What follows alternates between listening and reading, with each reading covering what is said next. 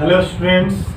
तो आज के इस लेसन में देखने वाले हैं electric dipole and dipole moment.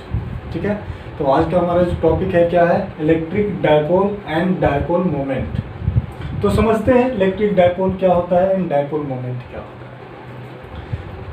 देखो, अगर मान लो कि हम एक पॉजिटिव चार्ज लें और एक निगेटिव चार्ज, हम लोग को क्या लेना है, एक पॉजिटिव चार्ज और एक निगेटिव चार्ज, मतलब ऐसा चार्ज, दो पॉइंट चार्ज ले लेते हैं जिसका वैल्यू क्या होना चाहिए, सेम। अब सपोज करो कि अगर ये पॉजिटिव चार्ज 10 कूलम का है तो ये जो निगेटिव चार्ज होना चाहिए इसका भी वैल्यू कितना होना चाहिए, 10 कूलम ही होना चाहिए। तो जब हम दो पॉइंट चार्ज लेते हैं इक्वल मैग्नीट्यूड का, क्या लेते हैं, equal magnitude but opposite nature, मतलब एक पॉजिटिव चार्ज और दूसरा क्या लेंगे, निगेटिव चार्ज, बट मैग्नीट्यूड दोनों का क्या होना चाहिए, same, with some separation distance.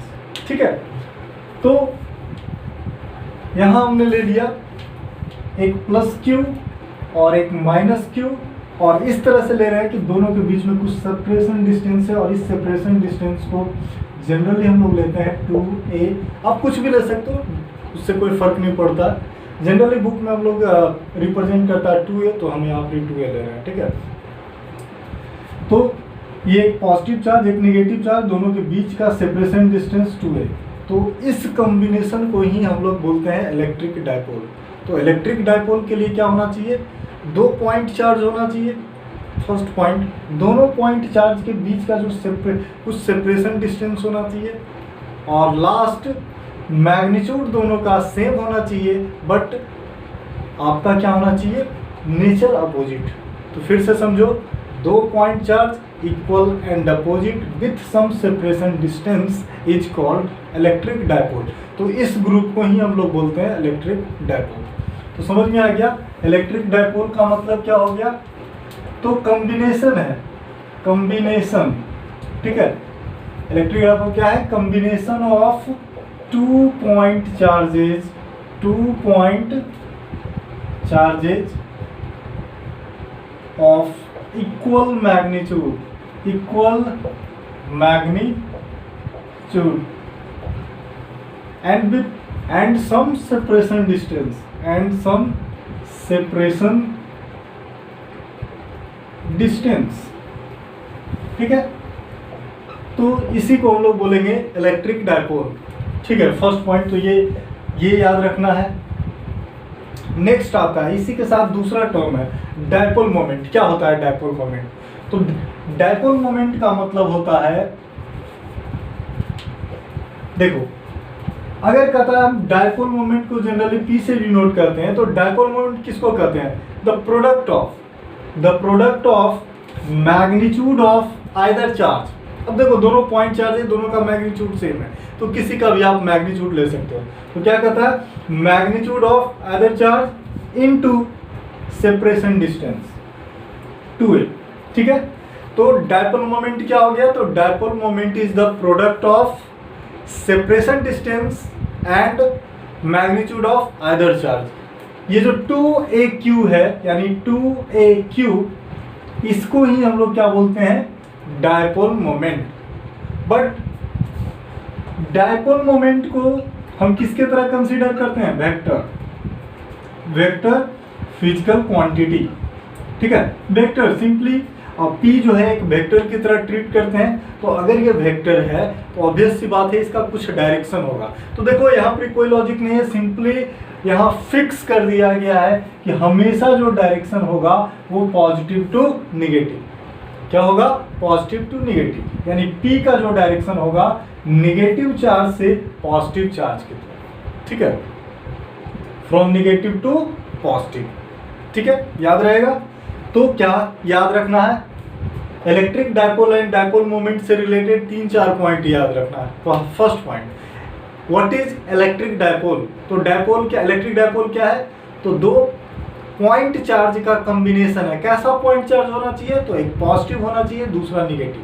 Second point क्या याद रखना है, कि ये जो कॉम्बिनेशन है दोनों का मैग्नीट्यूड सेम होगा, यानी दोनों जो पॉइंट चार्ज है उसका मैग्नीट्यूड सेम होना चाहिए। ठीक है, थर्ड पॉइंट क्या है, कॉम्बिनेशन तो होना चाहिए इक्वल मैग्नीट्यूड के, बट सम सेपरेशन डिस्टेंस। अगर मान लो पॉजिटिव इक्वल एंड अपोजिट है, मान लो 2 पॉइंट चार्ज ले रहे हैं, दोनों का मैग्नीट्यूड सेम है, ठीक है, दोनों अपोजिट है, बट दोनों के बीच में अगर सेपरेशन डिस्टेंस नहीं है तो इसको इलेक्ट्रिक डायपोल नहीं बोलेंगे, इस ग्रुप को हम इलेक्ट्रिक डायपोल नहीं बोलेंगे, वैसे भी वो दूसरे को कैंसिल कर देगा, ठीक है। तो क्या याद रखना है कि पॉजिटिव निगेटिव तो होना चाहिए but with some separation distance. Net, इसमें एक पॉइंट और है कि अगर आप बोलेगा इलेक्ट्रिक डायपोल का नेट चार्ज क्या है, तो ऑब्वियस सी बात है नेट चार्ज क्या हो जाएगा, प्लस क्यू माइनस क्यू, ठीक है, तो क्यू नेट इक्वल टू 0। तो ये कॉम्बिनेशन पॉजिटिव और निगेटिव चार्ज के कॉम्बिनेशन को ही इलेक्ट्रिक डायपोल बोलते हैं। नेक्स्ट आता है डायपोल मोमेंट क्या होता है।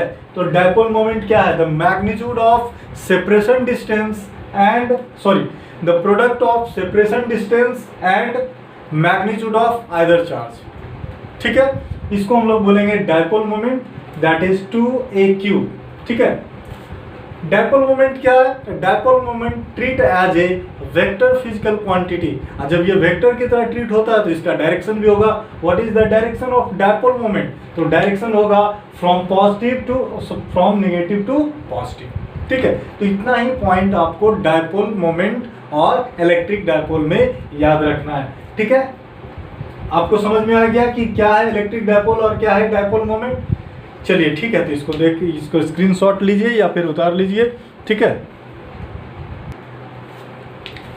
नेक्स्ट, जब ये समझ चुके हैं कि इलेक्ट्रिक डायपोल क्या है, तो नेक्स्ट हमें समझना है कि इलेक्ट्रिक डायपोल कितना इलेक्ट्रिक फील्ड क्रिएट करेगा।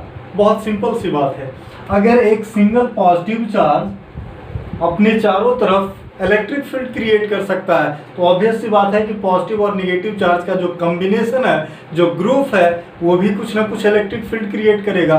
तो कितना इलेक्ट्रिक फील्ड क्रिएट करेगा, इसको हम यहाँ पर देखेंगे।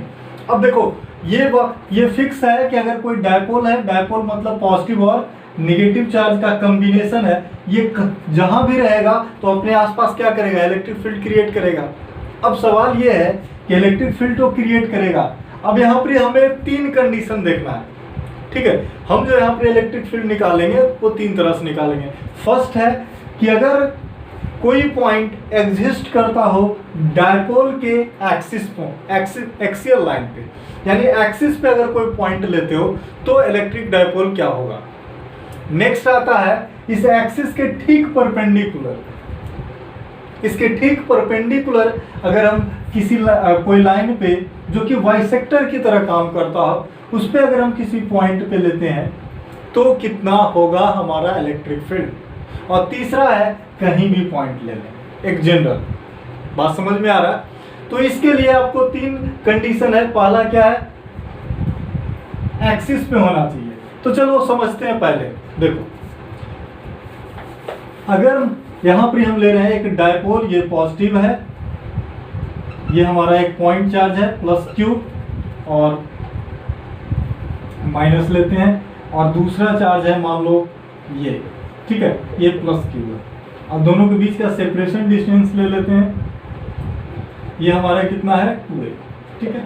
ये मान लो कि मिड पॉइंट है O, अगर वो है तो ये कितना होगा A। खैर, अब यहां पर हम 2-3 पॉइंट समझते हैं। पहले देखो, जो एक्सिस से पास करता है, यानी ये दोनों के सेंटर से जो पास करेगा, ये हमारा क्या कहता है, एक्सिस कहलाया है। ये डायपोल का क्या हुआ, एक्सिस, और यही हमारा जो लाइन है ये क्या कहलाया, एक्सियल लाइन, एक्सियल लाइन, ठीक है। दूसरा पॉइंट, मान लो कि एक एक्सियल लाइन के ठीक परपेंडिकुलर एक स्ट्रेट लाइन लो जो कि बाइसेक्टर का काम करता है। देख रहे हो यहाँ पर मिड पॉइंट से पास कर रहा है, ठीक है। तो ये जो लाइन है इसको हम लोग क्या बोलते हैं, इक्वेटोरियल लाइन, इक्वेटोरियल लाइन, ठीक है। 2 लाइन हो गया, एक्सियल लाइन जो एक्सिस से पास, एक्सिस को ही हम लोग एक्सियल लाइन बोलेंगे एक तरह से, और दूसरा क्या हो गया, एक्सियल लाइन के ठीक परपेंडिकुलर जो कि बाइसेक्टर का काम करता है, उसको हम लोग क्या बोलेंगे, इक्वेटोरियल लाइन, ठीक है। तो हमें जो इलेक्ट्रिक फील्ड निकालना है इस पॉइंट पे, वो कब निकालना है इलेक्ट्रिक डायपोल के लिए। पहला, अगर कोई पॉइंट एक्सियल लाइन पे ले, कहीं भी, यहाँ ले, कहीं भी ले, तो कितना डायपोल इलेक्ट्रिक फील्ड क्रिएट करेगा। उसी तरह से इक्वेटोरियल लाइन पे अगर हम कोई पॉइंट लेते हैं तो ये डायपोल कितना इलेक्ट्रिक फील्ड क्रिएट करेगा। और तीसरा हम लोग निकालेंगे, कहीं भी ले, ना इक्वेटोरियल हो, एक्सियल हो, कहीं भी हो सकता है, ये पॉइंट हो सकता है ये पॉइंट, कहीं भी हो सकता है, ठीक है, एक जनरल पॉइंट, ठीक है। तो उस कंडीशन में इलेक्ट्रिक डायपोल कितना इलेक्ट्रिक फील्ड क्रिएट करेगा। तो इस तरह से हमारे पास 3 केस है, ठीक है। तो 1 बाय 1 हम देखते हैं। चलिए आज के क्लास में हम लोग जो फोकस करेंगे वो किस पे फोकस करेंगे, एक्सियल लाइन और इक्वेटोरियल पे, ठीक है। तो चलिए शुरू करते हैं। ये आपको समझ में आ गया कि एक्सियल लाइन क्या हुआ, इक्वेटोरियल क्या हुआ, ठीक है। तो सबसे पहले हम लोग किसके लिए निकालेंगे, सबसे पहले हम लोग निकालते हैं एक्सियल लाइन के लिए, ठीक है। तो चलिए निकालते हैं इलेक्ट्रिक फील्ड किसके लिए, एक्सियल लाइन के लिए। तो फर्स्ट यहां पर लिख देते हैं ए में एक्सियल लाइन, ठीक है। एक्सियल लाइन के लिए हम लोग निकाल लेते हैं। तो सबसे पहले क्या करना होगा, एक डायपोल लेना पड़ेगा। तो ले लेते हैं,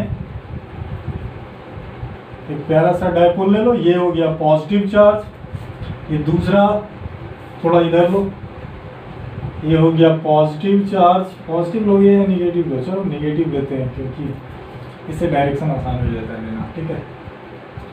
और ये हमारा पॉइंट हो गया पॉजिटिव चार्ज, ठीक है। दोनों के बीच में सेपरेशन डिस्टेंस भी लेना है। तो ये हमारा सेपरेशन डिस्टेंस है, कितना है, 2a। अब बोले कि एक्सियल लाइन पे ही हमको लेना है कोई पॉइंट, तो इसी लाइन पे एक ये इसको थोड़ा सा और एक्सटेंड कर दो, ये बढ़ गया, ये हमारा एक्सियल लाइन हो गया। चलो इस पे एक पॉइंट लेते हैं, ये हमारा पॉइंट है। इसी पी इस पॉइंट इसको मान लेते हैं P, इसी P पॉइंट पे हमको निकालना है इलेक्ट्रिक फील्ड, ठीक है। चलो यहाँ पे एक मिड पॉइंट ले लो, ये है हमारा O। अगर ये मिड है तो ये हो गया A, ये भी हो गया A। और मान लो कि मिड पॉइंट से जो ये P का जो डिस्टेंस है वो कितना पे है, R डिस्टेंस पे है, ठीक है। मिड पॉइंट और P के बीच में कितना डिस्टेंस है, R डिस्टेंस है, ठीक है। हमें जो मानना था वो सारा कुछ मान चुके हैं वैल्यू। चलो एक और मान लेते हैं, इसको A मान लेते हैं और इसको B, ठीक है। तो हमारा सारा सेटअप तैयार हो गया, ठीक है। अब सिर्फ इसको यूज करके डेरिवेशन निकालना है। फर्स्ट पॉइंट हमें निकालना क्या है, हमें निकालना इस P पॉइंट पे ये जो ग्रुप है, ये जो इलेक्ट्रिक डायपोल है, इस P पॉइंट पे इलेक्ट्रिक फील्ड कितना क्रिएट करता है। अब देखो सिंपल फार्मूला है हमारे पास। ये तो फार्मूला है कि कोई पर्टिकुलर चार्ज, मान लो कि एक पॉइंट चार्ज है, तो वो किसी पॉइंट पे कितना इलेक्ट्रिक फील्ड क्रिएट करेगा, इसका फार्मूला हमें पहले से पता है। कितना फार्मूला है, तो E = kq/r²। अरे तो डायपोल नाम ना है तो क्या पॉजिटिव और निगेटिव चार्ज का कॉम्बिनेशन ही तो है। तो यहाँ भी तो हम सुपरपोजिशन लगा सकते हैं। याद करो ग्रुप ऑफ चार्ज के लिए हम लोग क्या निकालते थे, इंडिविजुअल चार्ज का इलेक्ट्रिक फील्ड निकाल लिए, उसका वेक्टर सम कर दिए। सेम टू सेम यहाँ भी है, एक पॉजिटिव चार्ज है, एक निगेटिव चार्ज है, तो है क्या, चार्ज ही तो है, 2 पॉइंट चार्ज। तो हम क्या करेंगे, एक बार निगेटिव चार्ज के लिए P पॉइंट पे निकाल लेंगे इसी फार्मूला से, एक बार पॉजिटिव चार्ज के लिए निकाल लेंगे। डायरेक्शन हमको पता नहीं है कि डायरेक्शन इलेक्ट्रिक फील्ड का कैसे होता है, ठीक है ना। तो दोनों यूज करेंगे, पीछे का ही कंसेप्ट, कुछ भी नहीं करना है। जो पीछे हम लोग जो क्वेश्चन बनाए थे ग्रुप ऑफ चार्ज के लिए, सेम टू सेम यहाँ पर कंसेप्ट यूज करना। तो चलो शुरू करते हैं, ज़्यादा डिले नहीं करना है, ठीक है। तो शुरू करते हैं। तो फर्स्ट हमको क्या निकालना पड़ेगा, चलो निगेटिव चार्ज के लिए निकाल लेते हैं कि ये भूल जाओ, कुछ देर के लिए इसको भूल जाओ पॉजिटिव चार्ज को, ठीक है। निगेटिव अगर चार्ज अकेला होता और इस P पॉइंट पे अगर हमको इलेक्ट्रिक फील्ड निकालना होगा तो कैसे निकाल लेंगे, ठीक है। चलो उसको हम मान लेते हैं कितना, E1 मान लेते हैं, ठीक है। ये जो इलेक्ट्रिक फील्ड क्रिएट कर रहा है इस P पॉइंट पे, इसको हम कितना मान रहे हैं, E1, ठीक है। तो E1 बराबर कितना होगा, फॉर्मूला kq/r², ठीक है। तो ये हमारा हो गया K और वैल्यू क्यों ही लिए हैं, R²। R देखो R वहां जब फॉर्मूला निकाले थे तो R क्या था, चार्ज और पॉइंट दोनों के बीच का डिस्टेंस था। तो ये R मतलब टोटा की तरह मत लेना कि R मतलब ये है तो ये यही वैल्यू दे देंगे, नहीं। पॉइंट, चार्ज और पॉइंट के बीच का डिस्टेंस। तो इस कंडीशन में कितना है, पॉइंट और चार्ज के बीच का डिस्टेंस कितना है, बहुत सिंपल, यहाँ तक r है, यहाँ तक a है, यानी टोटल वैल्यू कितना हो गया r प्लस a। तो यहाँ पे क्या लिखेंगे, r प्लस a का होल स्क्वायर। हो गया काम खत्म, ये हमारा फर्स्ट इक्वेशन हो गया। ठीक है, सिमिलरली E2, चलो मान लेते हैं कि ये जो चार्ज है वो कितना इलेक्ट्रिक फील्ड क्रिएट कर रहा है, E2। तो E2 भी निकाल लो। E2 बराबर कितना होगा, फार्मूला वही के क्यू, डिस्टेंस कितना डिस्टेंस हो जाएगा, वो छोटा सा। तो देखो कैसे निकालेंगे, यहां तक हमको डिस्टेंस पता है r, और ये हमको पता है a, तो ये डिस्टेंस कितना हो जाएगा, r माइनस a। तो यहां लिखेंगे r माइनस a का होल स्क्वायर। निकल गया। अब हमको क्या चाहिए, डायपोल के लिए, डायपोल मतलब क्या, ग्रुप पॉजिटिव और निगेटिव का कॉम्बिनेशन है, उसके लिए कितना इलेक्ट्रिक डायपोल चाहिए, इलेक्ट्रिक फील्ड कितना होगा। मतलब क्या करना है, दोनों को ऐड करना है, सिंपल वेक्टर सम। इसलिए E यानी इलेक्ट्रिक डायपोल जो इलेक्ट्रिक फील्ड क्रिएट करेगा उसको हम क्या मान रहे हैं, E बराबर क्या होगा, वेक्टर सम ऑफ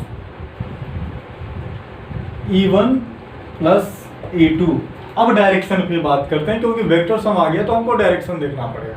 डायरेक्शन क्या होगा, सिंपल, पॉजिटिव चार्ज है, ये निगेटिव चार्ज है, इलेक्ट्रिक फील्ड किधर होगा, निगेटिव चार्ज तो अंदर की तरफ, पॉजिटिव चार्ज तो बाहर की तरफ बताए थे। तो देखो ये पॉजिटिव चार्ज है, पॉजिटिव चार्ज के लिए क्या होगा, इलेक्ट्रिक फील्ड बाहर की तरफ, यानी E2 का वैल्यू। निगेटिव चार्ज के लिए क्या होगा, अंदर की तरफ, E1।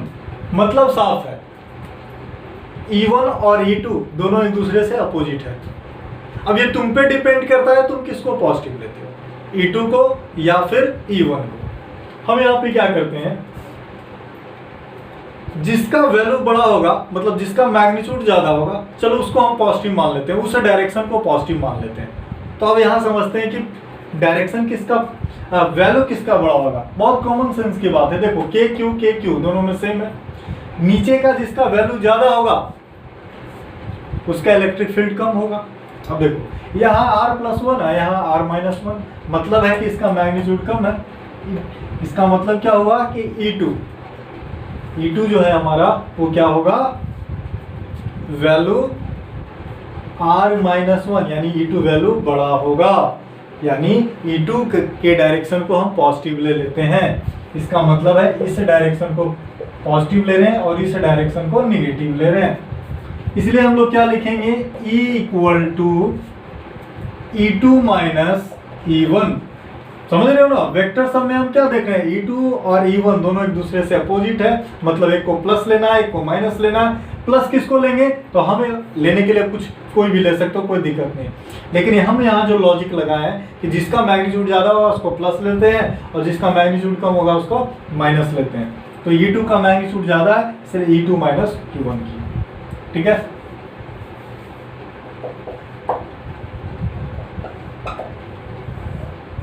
अब क्या करोगे, अब बस ऐड करना है, यानी E इक्वल टू क्या होगा, ऐड करो। तो के क्यू, E2 कहाँ गया, r-a का होल स्क्वायर। ठीक है, और माइनस लिखेंगे के क्यू r+a का होल स्क्वायर। जल्दी से जो कॉमन ले सकते हैं ले लेते हैं, के क्यू कॉमन हो जाएगा, तो बचेगा क्या, तो 1/r-a का होल स्क्वायर प्लस 1/r+a का होल स्क्वायर। बहुत सिंपल। नेक्स्ट क्या करेंगे, r+a का होल स्क्वायर, सॉरी माइनस होगा यहाँ, ठीक है, और माइनस r-a का होल स्क्वायर। नीचे कितना हो जाएगा, तो ये हो जाएगा r² माइनस a² का होल स्क्वायर। ठीक है, बहुत सिंपल फार्मूला। और के क्यू तोड़ दो a+b के होल स्क्वायर में, क्या होगा, ब्रेक करोगे तो क्या होगा, r² plus a² plus 2r(a). उसी तरह से minus r² minus a² plus minus minus plus कितना हो जाएगा, 2r(a) नीचे जो है वही रहेगा, R square minus A square to power, ठीक है। अब कितना हो जाएगा, के क्यूब, कुछ कटेगा, आर स्क्वायर ए स्क्वायर ये सारा कैंसिल हो जाएगा, बच जाएगा क्या, 4 R square minus A square का होल स्क्वायर, ठीक है। तो ये क्या निकल गया, ई का वैल्यू निकल गया, कितना निकला, 2RA by R square minus A square का होल स्क्वायर। चलो अभी हम लोग बताए थे तुमको कि डायपोल क्या होता है, तो डायपोल होता है 2AQ, ठीक है। यानी इसको एक स्टेप और लिखते हैं, ठीक है ना। और इसको क्या लिख सकते हैं अब, कि 2AQ, 2 देखो AQ यहां से 2 ले लिए तो 2AQ बच गया, फिर कितना 2 बच गया, 2 रहने दो, यहां लिख देते हैं 2K 2AQ, और क्या बच गया, R बच गया, और नीचे कितना बच गया, R square minus A square का होल स्क्वायर, ठीक है। अब 2AQ किसके बराबर होगा, अभी बताए थे P dipole moment, dipole moment 2AQ, तो हम यहाँ पे P के टर्म में लिख सकते हैं, यानी लिख सकते हैं 2KP R by R square minus A square to power square.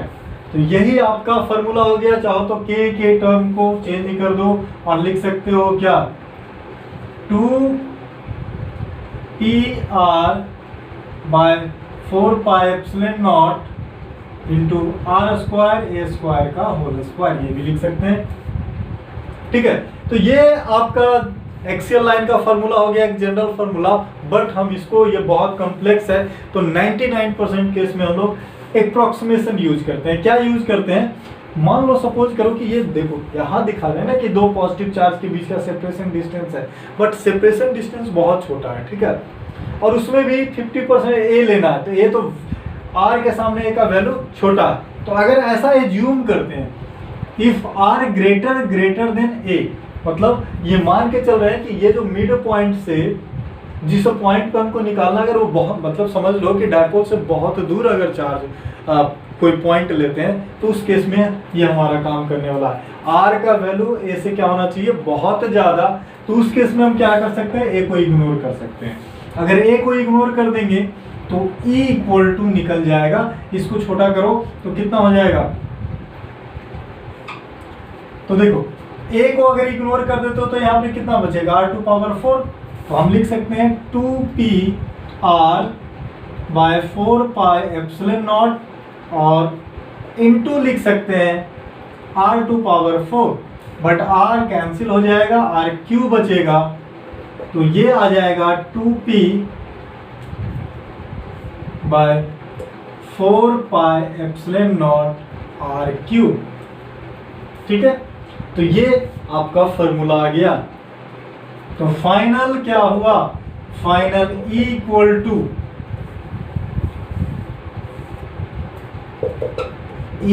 To आ गया 2P 4 pi epsilon naught R Q. तो ये आपका फाइनल आंसर आ गया। तो एक्सियल लाइन के लिए इलेक्ट्रिक फील्ड निकाले थे, बहुत सिंपल सा कंसेप्ट लगाए थे कि हमें निकालना क्या है, इलेक्ट्रिक फील्ड ही तो निकालना है। तो इलेक्ट्रिक फील्ड निकालने के लिए डायपोल के लिए निकालना है, डायपोल क्या है, ग्रुप है, पॉजिटिव और निगेटिव चार्ज का ग्रुप है। सिंपल की एक बार निगेटिव चार्ज के लिए इलेक्ट्रिक फील्ड निकालनी है, ये फार्मूला से E इक्वल टू KQ/R²। एक बार पॉजिटिव चार्ज के लिए निकालनी है, दोनों को वेक्टर सम कर दिए, डायरेक्शन हमको पता ही है कि कैसे निकालना है, ठीक है। ये सारा कुछ डिस्कस हो चुका है। दोनों को ऐड करने के बाद जो वैल्यू आया उसको P के टर्म में कन्वर्ट कर दिए, P जहाँ भी 2AQ आएगा वहाँ पर P टर्म डाल दिए, ठीक है। तो ये हमारा हो गया इलेक्ट्रिक फील्ड। अब इलेक्ट्रिक फील्ड का यहाँ पर देख लो P पॉजिटिव आ रहा है, तो इलेक्ट्रिक फील्ड का वही डायरेक्शन है जो कि डायपोल मोमेंट का है। यहाँ पर वेक्टर में कौन है, ये P ही तो है, तो अगर वेक्टर फॉर्म में लिखोगे तो P को वेक्टर फॉर्म में लिखना पड़ेगा। तो E का वही डायरेक्शन है जो कि डायपोल मोमेंट का डायरेक्शन है, और डायपोल मोमेंट का डायरेक्शन क्या होता है, निगेटिव टू पॉजिटिव, यानी फाइनल जो डायरेक्शन है वो ये डायरेक्शन है। ठीक है। तो इलेक्ट्रिक डायपोल का जो नेट इलेक्ट्रिक फील्ड होगा वो किस डायरेक्शन में होगा, निगेटिव टू पॉजिटिव। ठीक है, चलिए तो इसको देख लीजिए।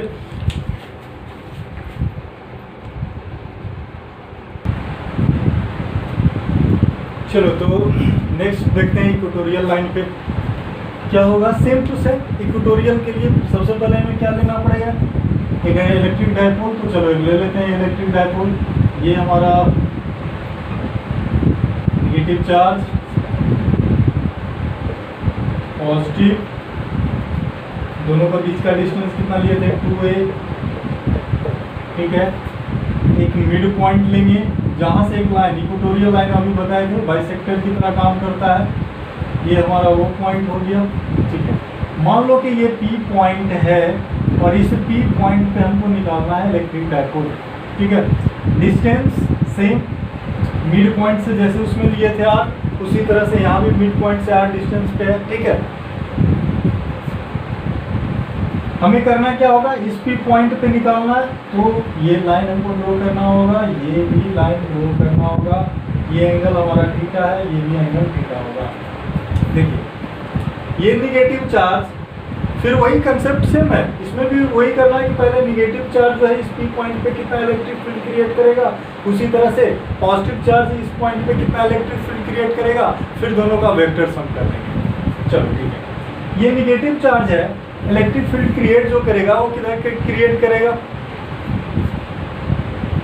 ऑब्वियस सी बात है अंदर की तरफ, इसका इलेक्ट्रिक फील्ड का डायरेक्शन। अब एक चीज समझो, डायरेक्शन बाद में बात करेंगे। अगर मैग्नीट्यूड की बात करें तो निगेटिव चार्ज और पॉजिटिव चार्ज जो इलेक्ट्रिक फील्ड क्रिएट करेगा तो क्या होगा, फार्मूला वही।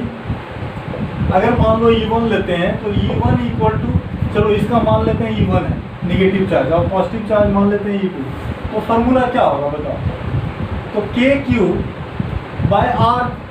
अब देखो KQ तो दोनों में सेम था ना। अब डिस्टेंस की बात करें तो ये जो निगेटिव चार्ज है, ये जो P पॉइंट है, ये जो डिस्टेंस है, और ये जो पॉजिटिव चार्ज है, दोनों डिस्टेंस सेम है या नहीं है। इसका मतलब है डिस्टेंस भी सेम है। अरे ये डिस्टेंस कितना होगा, देखो ये A हुआ, ये R हुआ, तो ये डिस्टेंस कितना हो जाएगा, पाइथागोरस से कितना हो जाएगा, तो A² प्लस R² का 1/2 होगा नहीं होगा। और ये डिस्टेंस इधर भी होगा, सेम टू सेम ये डिस्टेंस इधर भी है। मतलब क्या है कि मेरा ये कहना है, इसका मतलब है कि यहाँ जो मैग्नीट्यूड है, ठीक है, चाहे निगेटिव चार्ज या पॉजिटिव चार्ज दोनों का E1 अगर मान लेते हो तो E1 इक्वल टू E2, जिसको हम E मान रहे हैं, तो E इक्वल टू कितना हो जाएगा, तो KQ बाय R² की जगह पे कितना हो जाएगा, A² plus R² to power 1/2 और पूरे का होल स्क्वायर, 2 कैंसिल हो गया। तो फाइनली निकल गया E equal to KQ by A² plus R²। ठीक है, इसको इक्वेशन 1 बना देंगे। तो मैग्नीट्यूड साफ है कि दोनों का सेम है, मैग्नीट्यूड सेम है, इसलिए इसको हम E मानते हैं। ठीक है ना। अब बात करते हैं डायरेक्शन। तो देखो नेगेटिव चार्ज है इसलिए अंदर की तरफ होगा, और पॉजिटिव चार्ज है तो बाहर की तरफ। ठीक है, ये E हो गया, इसके लिए ये हो गया। ठीक है, अब हमको करना क्या है, दोनों को ऐड करना है। अब ऐसे रहता तो डायरेक्ट ऐड कर देते, बट यहाँ वेक्टर सम करना है। अब देखो वेक्टर सम तो करना है, बट ये 2 डायमेंशनल हो गया। पिछले बार की तरह नहीं एक ही डायरेक्शन में है कि एक को प्लस लेनी है, एक को माइनस, स्ट्रेट लीनियर डायरेक्शन नहीं है, 2 डायमेंशनल है। एक का डायरेक्शन कहीं और है, एक का डायरेक्शन कहीं और है, दोनों एक लाइन पे नहीं है। तो हम यहाँ पर 2 चीज़ यूज कर सकते हैं, या तो पैरेललोग्राम यूज कर लो और या रिजोल्यूशन। तो सबसे बेहतर जो मेरा फेवरेट है वो है रिजोल्यूशन। तो रिजॉल्व करते हैं। रिजॉल्व करने का तरीका बहुत सिंपल है, जिस पॉइंट पे आपको निकालना है उसको ओरिजिन मान करके आपको एक कोऑर्डिनेट ले लेना है। ये हमारा x एक्सिस हो गया और ये हमारा y एक्सिस हो गया। ठीक है, अब बात करते हैं एंगल। रिजॉल्व करने के लिए हमें एंगल चाहिए, कितना होगा एंगल। अगर ये थीटा है तो ये भी एंगल कितना होगा, थीटा होगा या नहीं होगा। देखो ये पैरेलल लाइन और ये बीच से लाइन, इसलिए ये थीटा तो ये भी थीटा। तो मेरा फिगर उतना थोड़ा सा खराब है, अदरवाइज ये स्ट्रेट लाइन रहता तो बहुत आराम से बोल सकते थे कि ये थीटा तो ये थीटा। ठीक है, तो इसका तो पता चल गया थीटा, इसको रिजॉल्व कर लेंगे आराम से। सिमिलरली अगर इसकी बात करें तो क्या होगा, ये एंगल कितना होगा,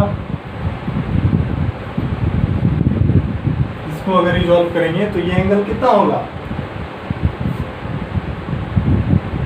तो ये थीटा, तो ये क्या होगा, इसके लिए कुछ करने की जरूरत थोड़ी, अल्टरनेट से ये कोरस्पॉन्डिंग से तो ये अल्टरनेट से, तो थीटा। अब रिजॉल्व कर दो इसको, अगर रिजॉल्व करते हो तो सिंपल याद रखो रिजोल्यूशन, जिसके साथ एंगल उसके साथ कॉस थीटा। इसका मतलब इसको रिजॉल्व करेंगे तो एक्स निगेटिव तरफ क्या होगा, ई कॉस थीटा, ये रिजोल्यूशन का है। और दूसरा, इसका दूसरा पार्ट इधर होगा वाई पॉजिटिव की तरफ, तो क्या होगा, एक के साथ कॉस आए तो दूसरे के साथ साइन आए। उसी तरह से इसकी बात करें तो ई का, फिर वही बात बोलेंगे, इसका भी दो कंपोनेंट, एक एक्स और दूसरा वाई, तो फिर वही जिसके साथ एंगल उसके साथ कॉस थीटा, एंगल किसके साथ है, एक्स के साथ, तो इधर हो जाएगा ई कॉस थीटा, और दूसरा कंपोनेंट किधर होगा, नीचे की तरफ ई साइन थीटा। जरा आप याद करो कि अगर दो वेक्टर जिसका मैग्नीट्यूड सेम हो बट डायरेक्शन एक दूसरे से अपोजिट हो, तो वो क्या करता है, एक दूसरे को कैंसिल कर देता है। इसीलिए जब हम नेट निकालेंगे, ई नेट इक्वल टू क्या होगा, तो ये आ जाएगा, फर्स्ट से ई कॉस थीटा है, सेकंड से भी ई कॉस थीटा है, दोनों सेम डायरेक्शन में है। तो अगर इस डायरेक्शन को प्लस मानते हैं, पॉजिटिव मानते हैं, तो इस डायरेक्शन को क्या मानेंगे, निगेटिव। वैसे भी देखो डायपोल क्या है, निगेटिव टू पॉजिटिव, ये डायपोल का डायरेक्शन है, तो ये अपोजिट क्या होगा, किसका डायरेक्शन हो जाएगा। तो चलो इसका कंसेप्ट बाद में, पहले नेट निकाल लेते हैं। नेट दोनों वेक्टर सेम डायरेक्शन में, इसलिए डायरेक्ट ऐड कर देंगे, तो आंसर क्या आ जाएगा, 2 ई कॉस थीटा। सिंपल, 2 ई का वैल्यू निकाल चुके हैं, कितना निकाल चुके हैं, K Q by A square plus R square into cos theta. चलो निकाल लेते हैं कॉस थीटा। इस ट्रायंगल में ले लो, ये है हमारा पी, ये हो गया ए ओ पी, तो ले लो triangle, in triangle A O P क्या निकालना है, कॉस थीटा। तो कॉस थीटा बराबर क्या होगा, कॉस थीटा बराबर क्या होता है, बी बाई एच। थीटा के सामने वाला परपेंडिकुलर है, तो ये क्या हो जाएगा, base, A by H. H क्या हो गया, एच है A square plus R square to power 1/2। तो इसमें पुट कर देंगे कॉस थीटा का value, A by A square plus R square 1/2 कितना हो जाएगा, सबको कैलकुलेट करोगे तो तुम्हारा आएगा k इंटू 2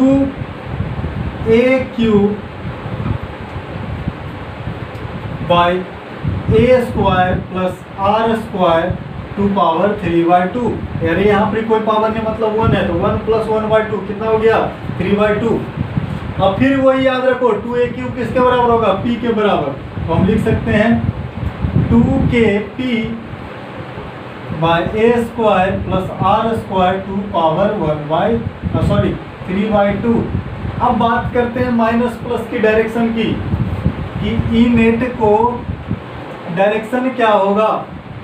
तो समझो P का डायरेक्शन, ये निगेटिव चार्ज है, ये पॉजिटिव चार्ज है, तो P का डायरेक्शन किधर होगा, इधर। लेकिन हमारा जो नेट इलेक्ट्रिक फील्ड निकला वो उसका डायरेक्शन किधर है, देख रहे हो, ई कॉस थीटा किधर निकल रहा है, अपोजिट। इसका मतलब है कि यहाँ पे क्या लेंगे, माइनस। ये जो P है ये अपोजिट डायरेक्शन है, P प्लस किधर है, निगेटिव टू पॉजिटिव। लेकिन हमें जो इलेक्ट्रिक फील्ड का डायरेक्शन आया किधर आया, पॉजिटिव टू निगेटिव, इसलिए यहाँ पे हम माइनस ऐड कर देंगे। ठीक है, ई नेट इक्वल टू के का वैल्यू अगर इसके टर्म में लिखो 1/4 पाई एप्सिलॉन नॉट के टर्म में, तो क्या हो जाएगा, -2p। अच्छा ये 2 क्यों लिख दिए, 2a क्यों, तो पी के बराबर, तो के पी होगा, ठीक है, अभी गलत हो जाता, तो कितना हो जाएगा minus P by 4 pi epsilon naught into A square R square to power 3/2। और कुछ छूटा भी है?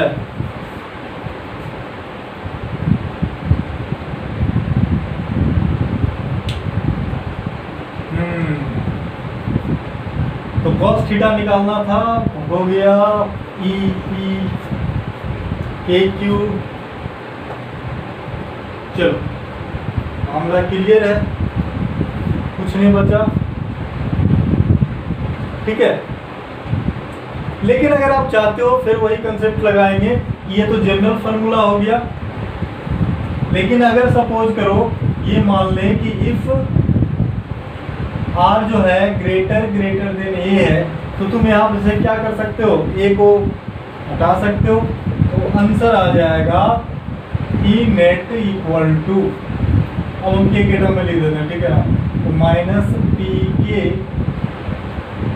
और नीचे क्या हो जाएगा, ए तो गया, तो आर स्क्वायर 3/2, 2 कट गया, तो आंसर आ गया E net equal to minus P K by R cube, ठीक है। 1/पी की जगह पे 1/4 पर एप्सिलॉन नॉट भी लिख सकते हो।